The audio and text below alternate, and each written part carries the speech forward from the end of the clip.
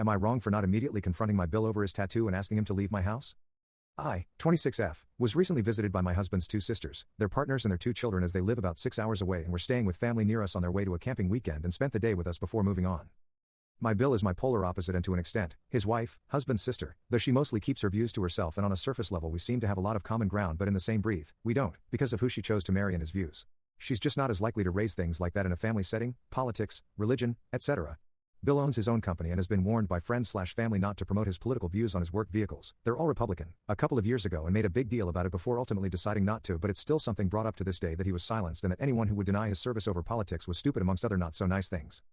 Despite all of this, we've maintained a surface-level relationship as we don't talk directly to each other, no reason to honestly, not for any particular reason, and when we see each other in person he's actually quite nice to talk to and we've had a good laugh together.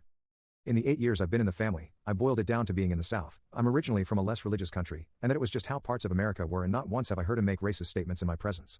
This changed during the visit when he unveiled that he had bought a tattoo gun from Amazon and had tattooed a small but very distinctive swastika on his upper thigh.